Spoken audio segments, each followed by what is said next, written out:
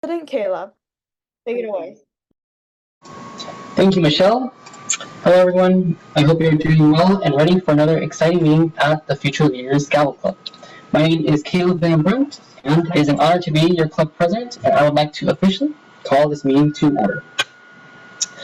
The Future Leaders Gavel Club is a Toastmasters club open to middle school and high school, in which members are empowered to develop communication and leadership skills, resulting in greater self-confidence and personal growth.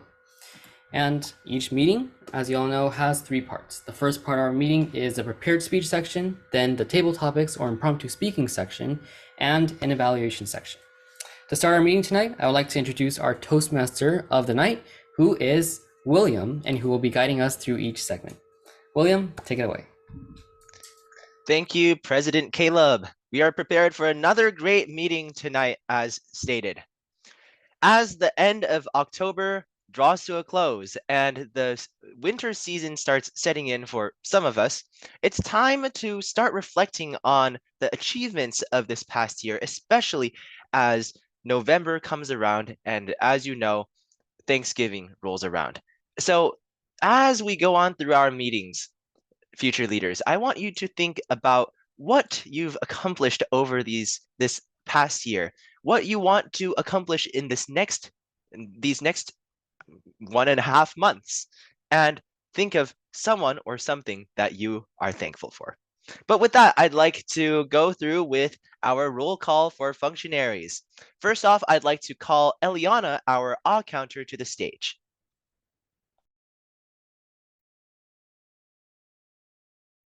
The purpose of the counter is to note words and sounds used as crutch or pause filler by anyone who speaks during the meeting.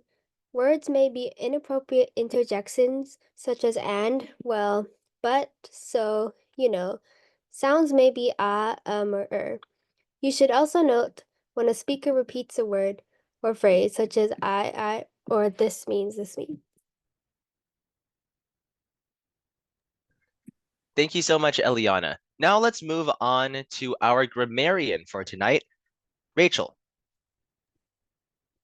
The job of the grammarian is to know any good phrasing or awkward grammar, and also keep count of the word of the day, which is quintessential.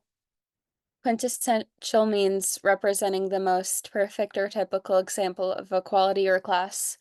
And an example sentence is, her speech was the quintessential display of confidence and eloquence.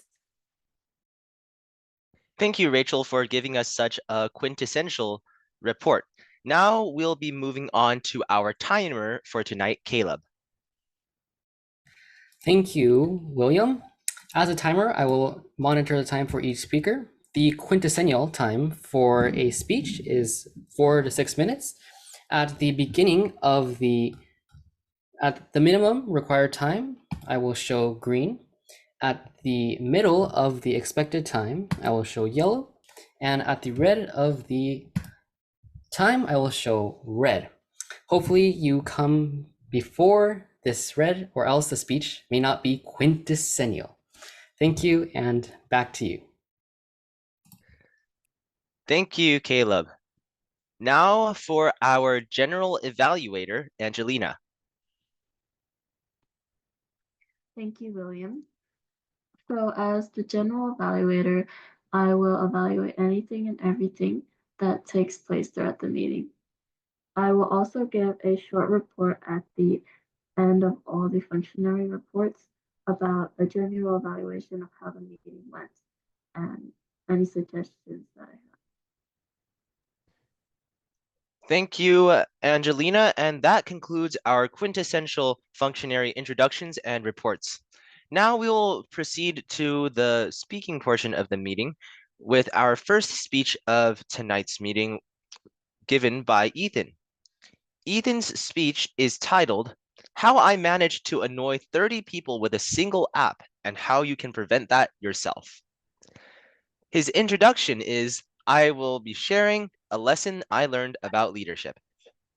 Take it away, Ethan. Okay, well, first of all, I need to make sure, one, you guys can hear me. I'm standing again, so that means I've got my music stand set up. So is my head cut off? Can you guys see 100% of my head? Because if you can't, that's a bit of an issue.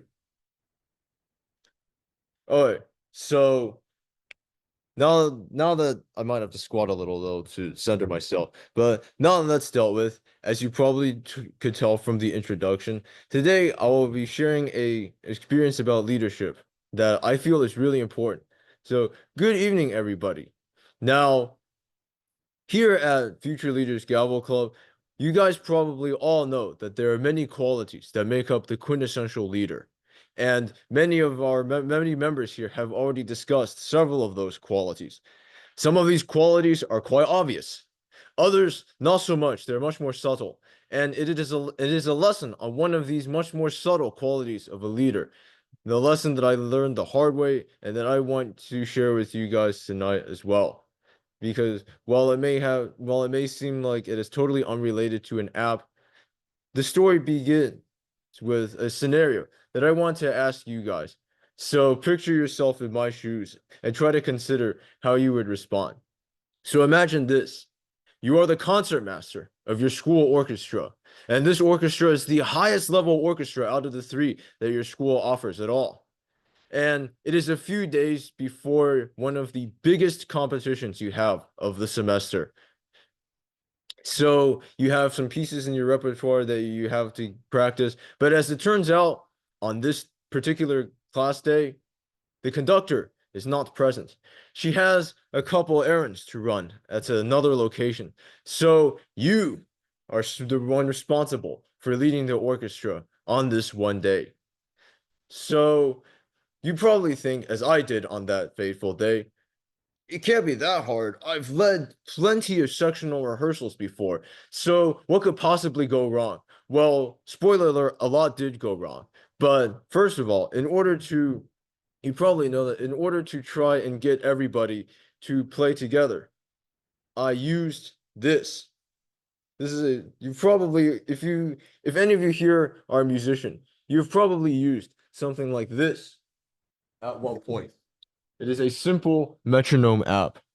So in order to try and get all of the orchestra members to play together, I used this simple metronome app because I quickly realized after I started leading everybody that without this metronome app, our performance would be in tatters. Everybody was playing extremely out of tune, and we were so out of rhythm that every orchestra member might as well have just picked a random number from a random number generator to use as their tempo.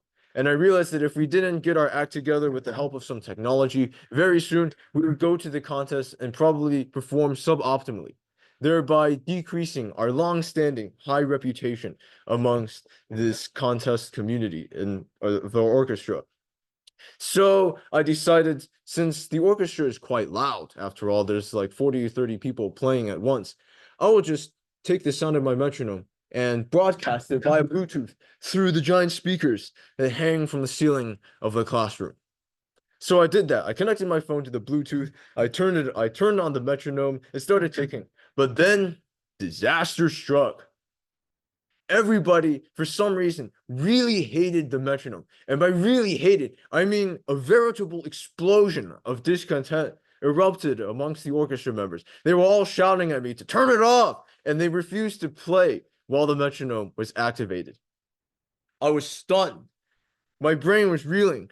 I was searching every corner of my cerebrum, trying to figure out how I could make the metronome more pleasant to deal with. Maybe they didn't like the really unnatural and mechanical beeping sound the metronome made. No problem. This app lets you change the sound of the metronome to many different things. So I changed it to a tapping much more reminiscent of the sound the conductor's baton makes when she taps it on her podium to keep us in time. But alas, that did not ameliorate the problem at all. They were still unhappy about the prospect of using the metronome. So then I thought, maybe I should disable the AI text-to-speech voice that counts out the numbers of the beats, like 1, 2, 3, 4, every time the metronome ticks. So I turned that off. Didn't help. They were still as unhappy as ever about using the metronome to practice. And after standing there for 5 more minutes thinking, what am I going to do? How am I going to make them play together with this metronome and make them happy about and make them like willing to do it? I realized that maybe for now, there is no way to do it. I simply had to disconnect my phone from Bluetooth, not broadcast the metronome at all, and continue to lead the rehearsal without any tools. Now, after this rehearsal, I was still incredibly confused. A metronome like this is a ubiquitous tool among professional orchestras and all aspiring musicians. It helps keep you in time. It tells you what your rhythm is. It's everywhere. It is basically a requirement for any musician. So why were they reacting so negatively to it when I myself had used one countless times, practicing at home with no issues at all? I had to get to the bottom of this extremely mystery. So I went around after the rehearsal asking everybody who would listen for an answer on why they hated the metronome so much. But nobody gave me a straight answer until I asked my stand partner, who in hindsight I probably should have asked first and not last. And it was when I asked my stand partner that I realized the fateful error of my ways. My stand partner simply suggested that maybe everybody was too scared of the metronome to follow through with practicing with it, blasting in the background over the speakers. And it was then that I realized that I had made a mistake. As I said, I made a grave mistake. The other members of the orchestra, instead of, like me, seeing the metronome as just a tool to help them get better, they saw it as a pitiless machine that methodically exposed each and every one of their errors every single time they made a mistake and slipped up with no mercy. And moreover, in front of a room filled with no less than 20 of their peers. Hearing myself say this now, I realize that all of us here, me included, would not be very willing to practice with a tool or a person who constantly pointed out your mistakes without offering any feedback, and especially in front of others. That would be a highly embarrassing experience that nobody wants to go through. So, what is the lesson here, future leaders? Why am I telling you about an unfortunate incident that happened only once in my orchestra? Well, it is because hidden beneath this story, there is an important lesson. In order to be an effective leader, you cannot try to foist your own standards and methods upon others. No matter how good you think your own personal standards and methods are, just know that the people who may wish to follow you may not have the same methods of doing things or the same standards as you do. So in order to be an effective leader, you have to recognize that and not try to continually foist your own personal preferences upon those who you are trying to lead, or else you will probably, at worst, be called a dictator, and at best, experience disaster after disaster as your influence and standing slowly diminish to zero. Back to you, Toastmaster William.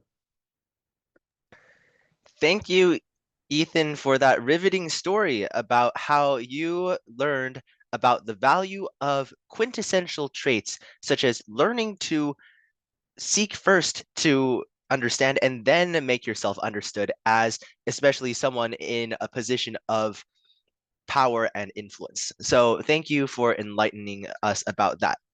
Moving on to our second speech, which will be given by Claire.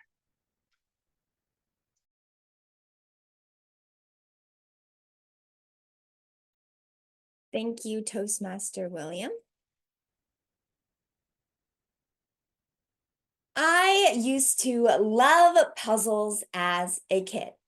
There was nothing more satisfying than seeing those little pieces slowly come together to reveal the bigger picture. But let's be honest, whether it be unicorns, dinosaurs, or your favorite cartoon character, how many times have you just tried to force those pieces together, or worse, looked at the picture on the box and said, close enough? Well, me too. And that's sadly often what we do in life. Sometimes we are so focused on finishing fast, on cramming those pieces of work, learning, relationships together, that we often forget the most important part, actually putting the pieces together. In today's world, we've been taught that speed is everything. Faster communication, faster results, faster living. And in some cases, speed can be useful. But here's the problem. When we prioritize speed over depth in situations that require focus or connection, we lose something essential: real understanding and meaning.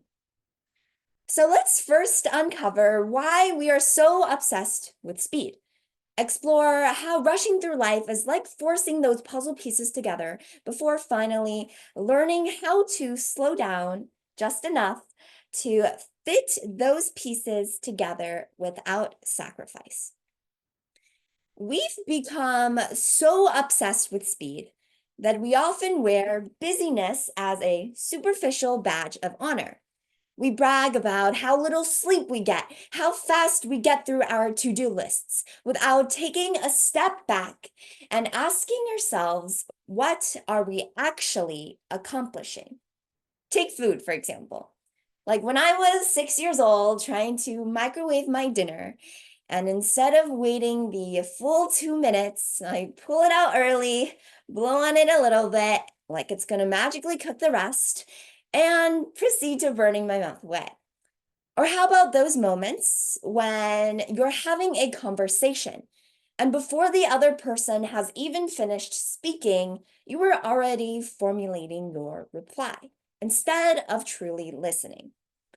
While speed and efficiency can be valuable, society fails to apply it with depth. But when it comes to personal relationships and understanding, focusing on being efficient often leads to shallow outcomes. The issue isn't speed itself, but applying speed often in the wrong situations.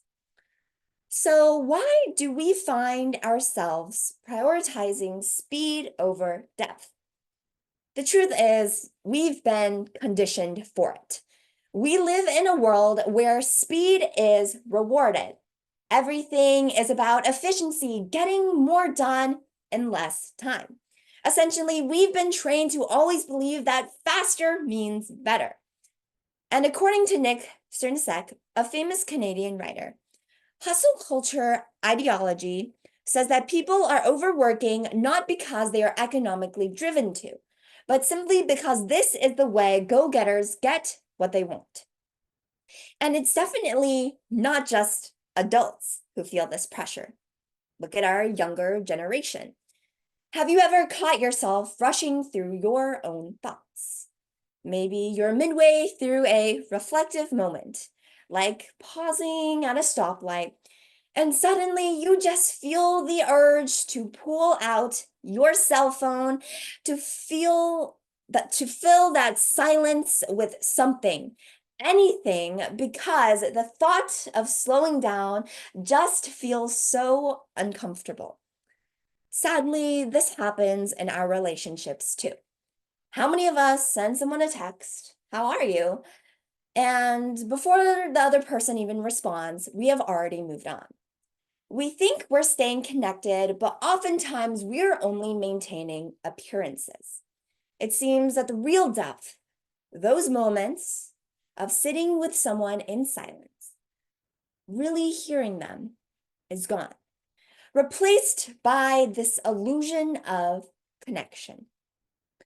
So ironically enough, speed can actually slow us down.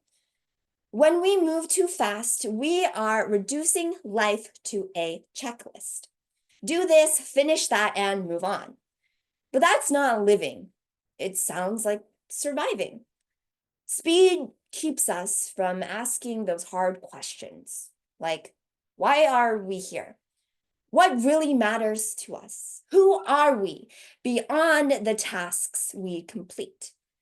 Depth, however, forces us to sit with these questions, yet that can be terrifying.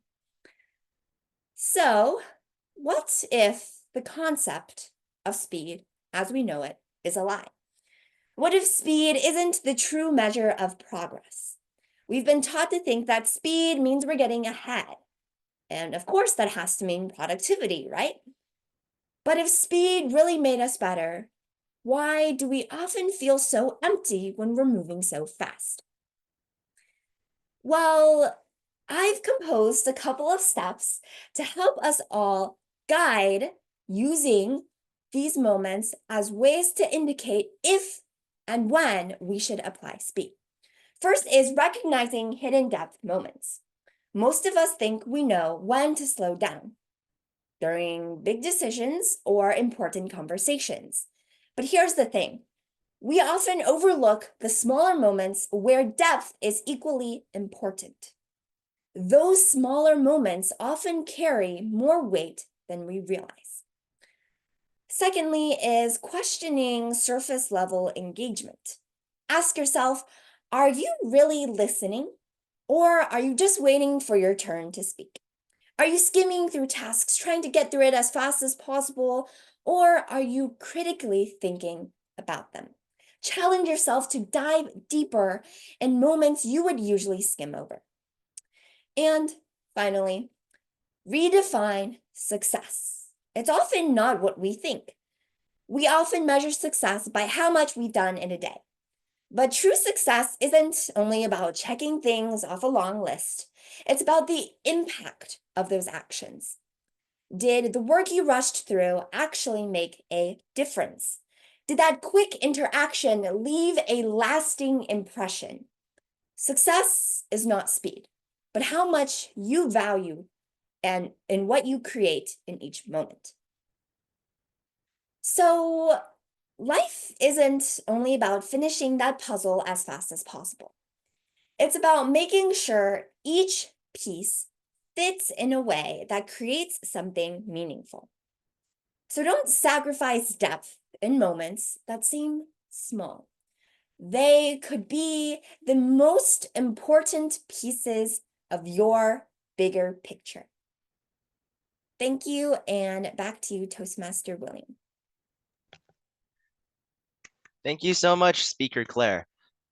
Just a quick side note before we move on, I really appreciated Claire's tips on how to live a quintessential life, not only when it comes to slowing down and reassessing, but also when it comes to when you want to go faster or when to take things down a notch. Now, I think something she said that really resonated with me was her introduction and her beginning that hooked us in, which also led me to realize that I've been doing puzzles all wrong all my life.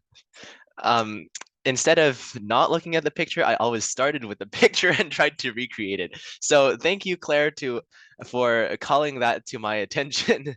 Moving on to our next section of today's meeting, table topics, which will be led by table topics master Michelle. Thank you, William. And my table topics theme will be called Everything Okay. You see, I will be giving people disasters, and they shall explain how they managed to be calm. And if that isn't possible in your perspective, then please explain how you are affected by these situations. So first, I will be calling on Rachel. Rachel, imagine that your city has been hit by urban flooding. A sudden downpour overwhelms the city's drainage system, causing streets to become rivers.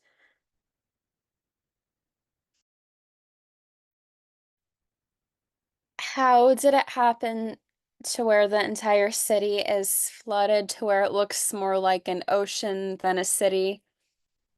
Well, unfortunately, my city is the most rainy spot on the entire planet.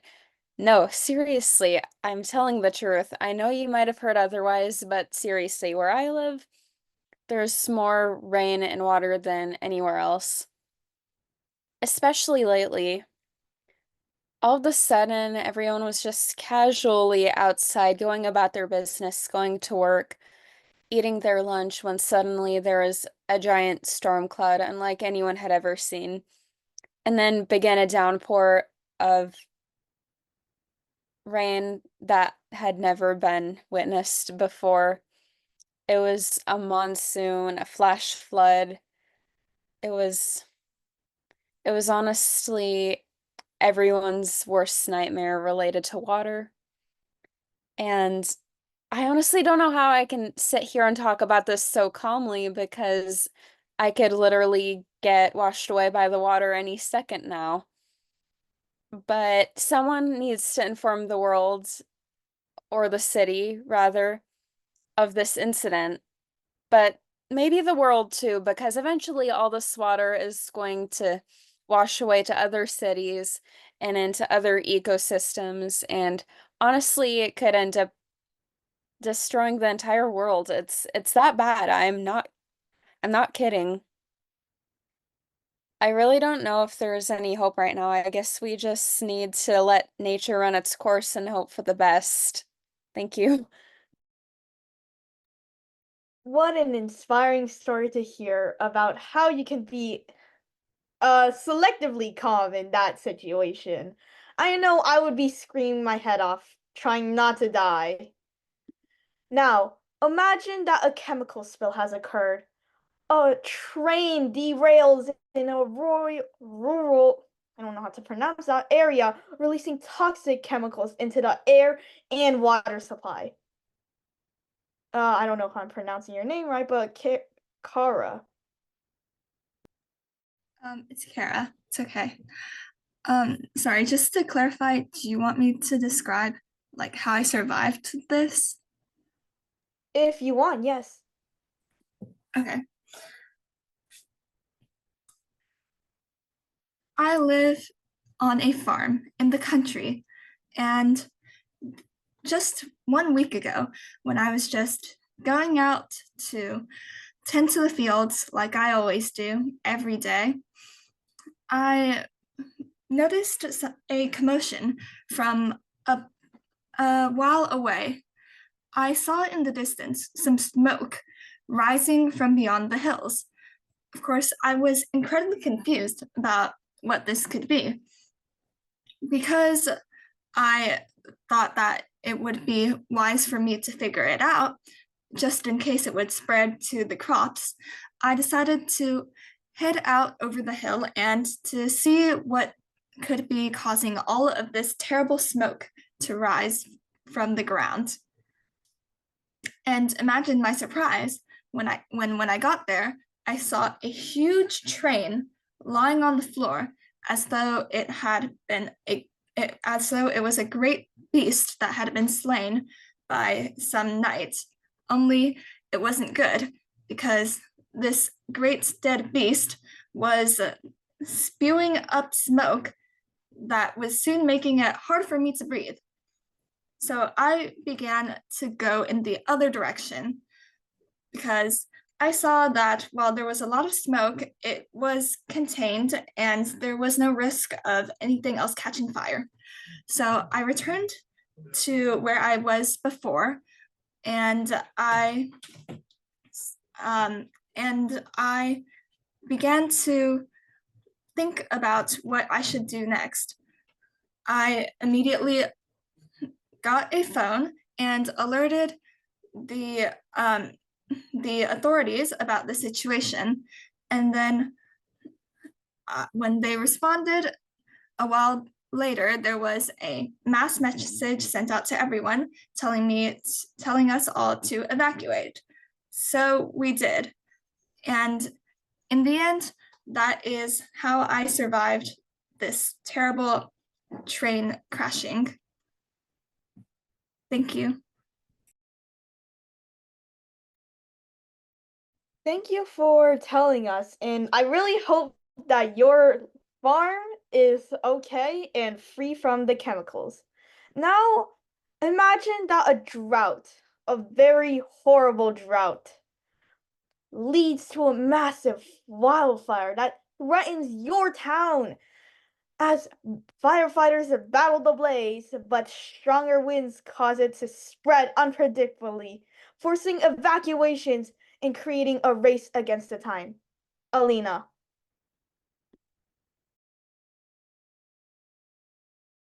Me? Yeah. If there was a huge wildfire coming towards my town and I had to evacuate everyone, then I would Yeah, get everyone out and get everyone to maybe pass the river or stream so the fire wouldn't be able to get across the water. Then I would also, before leaving, I would make sure all the important stuff is out so nothing would get burned up.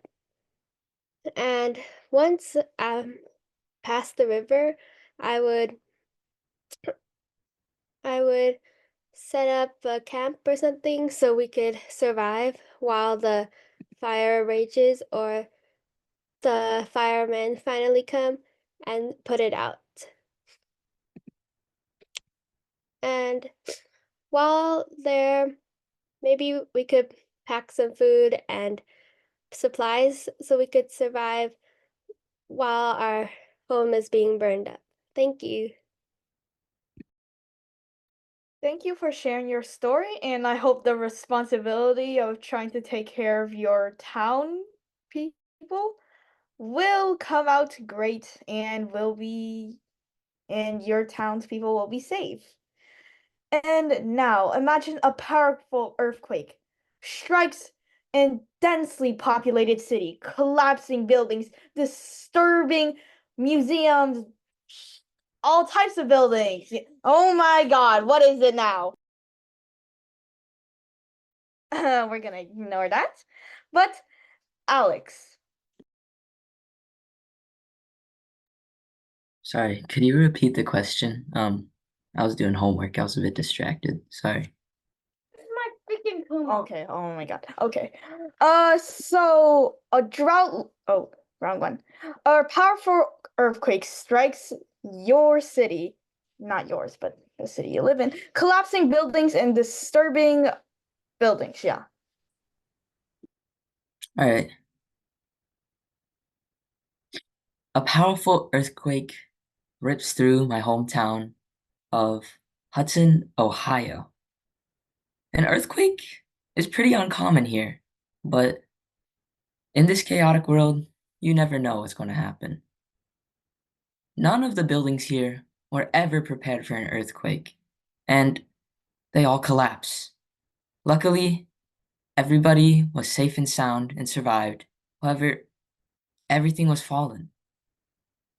So, the first thing the city does is advises everyone to get away from all these buildings and rush over to the Costco nearby, as the warehouse of the Costco building survived the earthquake, and Costco obviously has everything and has everything in bulk. The city advises the whole area to go there and buy all the Costco waters, those weird foods they randomly sell, and those weird Chinese crackers that seem to always be in stock. However, with no place to go back home, what are you supposed to do? You don't want to freeze to death. It's winter here. So the last thing you have to do is you have to stay in the Costco for the whole day. Now, some people might not be complaining as you get the free Costco food court for every single one of the meals. Personally, I wouldn't be complaining, but some people would, as the whole town is stuck in this one giant crazy warehouse. After nearly a month of recovery efforts and building back our houses, the people could finally leave the Costco, a completely trashed and awful area with just two random Chinese cookies left on the floor after everybody was starving to death. Though the houses were not the same and were just these tiny little apartments, we could still live in our homes once again, not trapped in this awful, crazy warehouse. Well, I hope you guys don't have Costco nightmares, because Costco's a pretty good place, if I do say myself. And next, a tsunami. It hit your town, causing floods and floods coming, giant waves slap slapping your town. Janya. Wait, could you repeat the question? I'm sorry. Yeah, it's okay.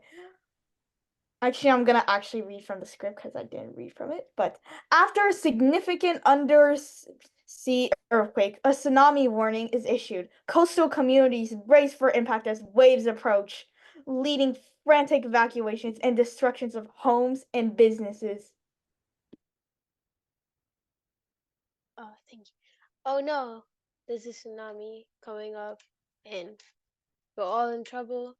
I thought there was already a mass destruction of the earthquake, and now there's a tsunami with a bigger massive destruction of property and people. Will we survive this? I hope so. I hope so. Tsunami wouldn't be that big. If it is, I don't think people would survive. If the people survived, then bravo. If the people didn't, then yeah, it's a brief sadness of the country. Thank you. Thank you for that. Okay, sorry, my mind just kind of blanked out. Thank you for that explanation of your situation. And now for my possibly last one, a tornado outbreak. A series of tornadoes touched down in the Midwestern town, causing widespread destructions. Homes are leveled, and emergency responders work tirelessly to rescue those trapped in the debris. Angelina. Thank you for the question, Michelle.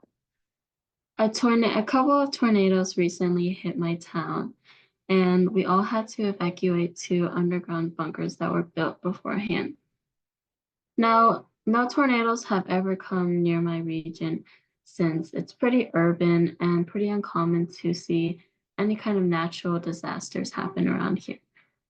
So it was reasonable that everyone was very shocked when this happened, and a lot of people didn't respond fast enough, and so there were many lives lost.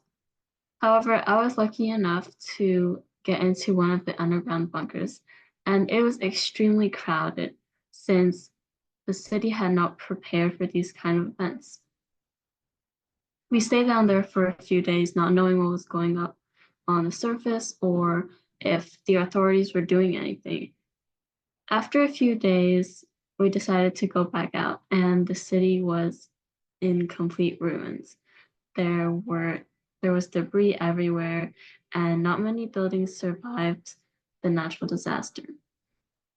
We weren't sure what to do, so we explored the city a little more. And since all the power lines and connections were cut off, we had to scavenge for food and resources for a couple of weeks. Eventually, a couple of helicopters flew by and saw the incident, and we were able to be rescued by some authorities. Overall, I would say it was a very unexpected incident, and I don't think the city will ever be the same again. But I think that it was something that will be in my mind forever. And although it's not necessarily a good experience, it was still very interesting to see something that I never would have expected to happen. Thank you, and back to you, Michelle. Thank you for that table topics answer, and I hope your people recover from that. But now it is time for the evaluation section of the meeting, so I will be handing it to Angelina, who is the general evaluator. Okay, thank you, Michelle. I will start off with the first functionary report, which will be Alex. He is the speech one evaluator. Thank you, Angelina. I would like to apologize in advance if this isn't the greatest speech evaluation. As I said, I'm kind of loaded on homework, but I'll still try to do my best. And I have some bullet points for Ethan's speech about his little metronome story and what he learned. I'll be going in order of the bullet points I have. And I really do think the effort you put in to stand with this rather raggedy music stand and this microphone, I think is really great. And going off of that, the body movements you make, like all this stuff with your arms flowing and this going down, I think is a big benefit of you putting in that effort to stand. And I think that's really great and a big positive of your speech. Um, I noticed a big use of the word so. So this, so that, so what do I do?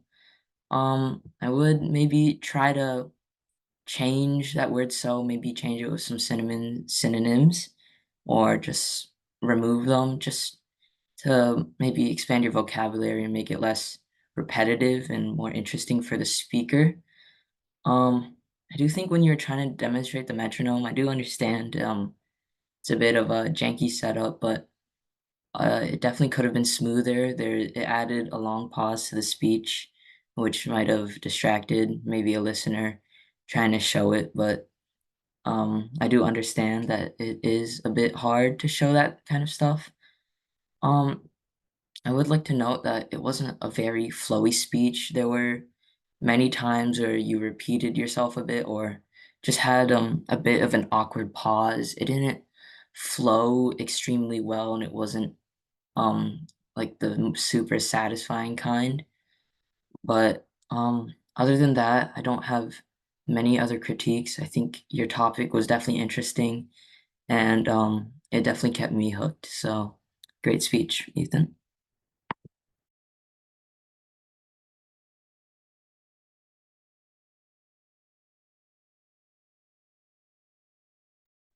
Thank you, Alex, for that evaluation. Next, we have the speech to evaluator, which will be Janya. Thank you, Angelina. Okay.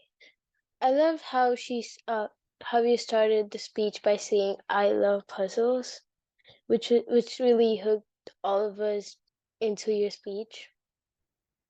And then you explained how speed is not everything, and we also have to think about how depth is also important. You stood up, which allowed us to show your hand gestures. That was great. You had great vocal variety and applied excellent vocabulary. I like how you started off your speech and ended with like a perfect sentence, which I have never gotten till now. Well, and I didn't really get any errors, but we couldn't see your hand gestures pretty clearly because I think you could like set your camera a little down so that we can actually see your hand. It was visible, but I don't think it was that clear. Thank you. Back to you, Angelina.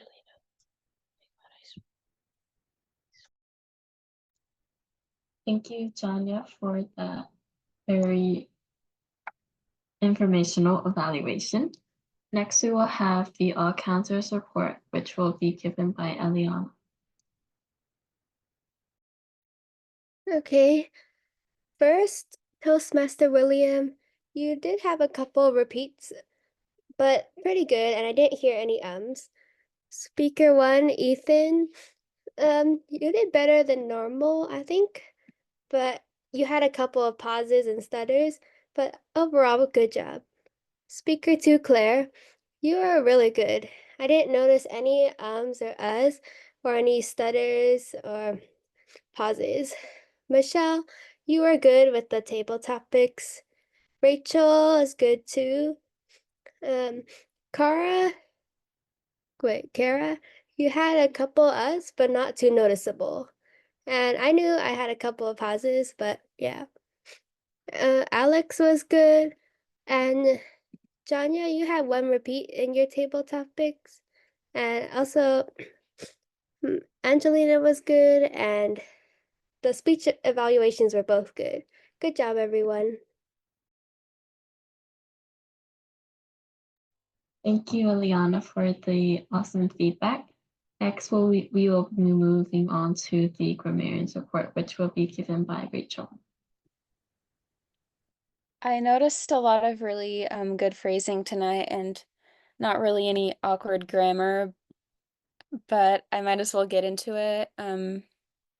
For example, Ethan, in your speech, you mentioned veritable explosion of discontent and searching every corner of my cerebra, among other phrases that I thought were really eloquent. And I heard the word of the day once, and I actually didn't really hear it after that.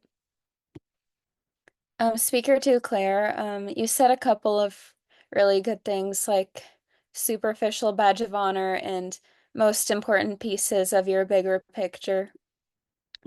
And Michelle, I thought you had good phrasing, like with your questions themselves, like tsunami warning is issued and work tirelessly to rescue those trapped in the debris. And, among the other questions, thought they were all like pretty formal, which is good. For the evaluators, I didn't hear anything. For general evaluator Angelina, I didn't hear anything. For the table topic speakers, I liked when Kara said, a great beast that had been slain by some knight and it was spewing up smoke. I think it was a metaphor at least. I liked that, and I didn't hear anything for the other table topic speakers, and I forgot to say this at the beginning, but William, I heard quintessential twice, and I'm so glad I'm not going overtime. And as a side note, I don't know what I said in my table topics. I might have had a couple awkward grammar sentences, but hopefully just good phrasing. Thank you. Thank you, Rachel, for the grammarian's report. Next, we will have a timer's report given by Kayla. Right. Thank you so much, Angelina. So today, for our prepared speech section, let me get a fresher on the word of the day, which is quizentennial. So our speeches were, the first speech, Ethan, you were in the quizentennial range with a time of 7 minutes and 30 seconds. That's perfect. Claire, you went slightly overtime at 8 minutes with 5 seconds. For our table topic session, Rachel, our first speaker, and actually most of these table topics were in a very, very good quizentennial range. Excuse me. Rachel, you had a time of 1 minute and 50 seconds. Kara, you had a time of 2 minutes and 5 seconds. Eliana, you had a time of 1 minute and 10 seconds. Alex, you had a time of 2 minutes and 14 seconds. Janya, you had a time of 44 seconds. Angelina, you had a time of 2 minutes and 2 seconds. And for our evaluation portion, Alex, you had a time of 2 minutes and 5 seconds. Janya, you had a time of 1 minute and 2 seconds. Eliana, you had a time of 1 minute and 10 seconds. And Rachel, you had a time of 1 minute and 30 seconds. So everyone was very close or within or inside the quizentennial range for speeches. And I hope to hear from everyone next week. Back to you, Angelina. Okay, thank you, Kayla, for the timer's report. Now I will just be giving a brief evaluation and some final comments about the general meeting. So starting off strong with the intro, I think it was very nice that William kind of gave us a call to action. I think in future meetings, if the Sergeant at Arms or Toastmaster could do something like that as well, that would make the meeting a lot more interesting. For speech one, when I initially heard the title, I thought that it was really interesting. It really draws the listener in, and you also had a good setup, cool use of props, and I think the funny story also added a lot to your speech and made it a lot more fun and interesting. And lastly, the powerful message really brought your speech together. For speech number two, I thought that it was very relatable, and I'm sure that many of us could relate to it. And I think that it was also an important wake up call for a lot of us since most of us are in middle school or high school now, and the workload is probably much more than we had before. So I think that was you gave very good tips and suggestions for us as well. I caught a few uses of metaphors and figurative language, which I think was a good way to add depth to your story as well. For the table topics session, I think that the questions and answers were all really interesting. And I think that the fact that the questions could or have already happened in real life made it a lot more interesting as well. And to see everyone's different perspectives on how natural disasters happen or they might survive them was interesting as well. And for the functionary reports and evaluations, I think they were all great. We all gave some awesome feedback and good critiques as well. So good job, everyone, for the very nice meeting today. And I'll be handing back control to the presiding officer, Caleb. Thank you so much, Angelina, for your general evaluation. So thank you everyone tonight for attending our meeting and contributing to a successful meeting. Michelle, great table topic session. I really enjoyed the questions like Angelina said. And Claire, yes, definitely. I think we all need to slow down sometimes and pause before we do even small things or big things. Then Ethan, I could really relate with your speech regarding a musical leadership lesson that you learned. I had a similar musical leadership lesson that I learned, I think over the summer. There was really not time to share it, but I think Ethan's musical lesson was a lot better and it was very engaging. And it's a pity that so many people don't use a metronome because it's so important to use a metronome. So all of you who are musicians, take Ethan and my advice and use a metronome when you practice. So I would like to, just before we adjourn the meeting, give a few updates on what is going to be happening in the coming weeks. So first up, next week is October 30th, one day before Halloween, for those of you who celebrate that.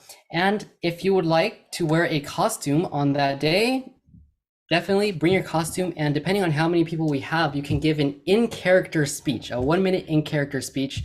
And that would be really fun. You can get, depending on what your costume is, you can give a fun in-character speech. And next, we're going to have a speech workshop on November 20th. So November 20th is going to be a speech workshop. Then on November 27th, that is the day before Thanksgiving. And on that day, we were thinking of doing something special. And since I know many of you play instruments, I thought it'd be really fun. And we thought it'd be really fun if we did an FLGC recital. So that would be, you can bring your instrument and play a piece. Of course, let us know beforehand what piece you're going to be playing. And maybe like a 4 to 6 minute piece. So please don't bring your concerto if you can play one, because I think that might be a little long for everyone. But a 4 to 6 minute short piece would be great, and it'd be really fun just to have everyone share their musical talents all over different instruments. So we'll have more information on that as November 27 approaches. Then lastly, on December 4th is going to be our intra-club speech contest. And the intra-club speech contest is to select a representative for the USA Gavel Club's North American speech competition that is going to be held on December 15th. So you can already start right now preparing for your contest speech. It's going to be really fun. Last year we had great speeches, and this year I know it's going to be even funner. And everyone, again, the reason we have contests is not to win, but to participate. And contests are especially good because you prepare at a level that is higher if you're just going to be giving just a normal speech. You prepare at a level because you know that you are competing, and it's just a great learning experience. So those are the things that are coming up, and definitely looking forward to all that. So also remember to invite your friends to participate in the FLGC so they too can have all the fun and growth that we are experiencing here. With that said, before we adjourn the meeting, would anyone have anything they would like to say? Any comments, questions, feedback about the meeting tonight? If so, please simply open your mic and share your thoughts.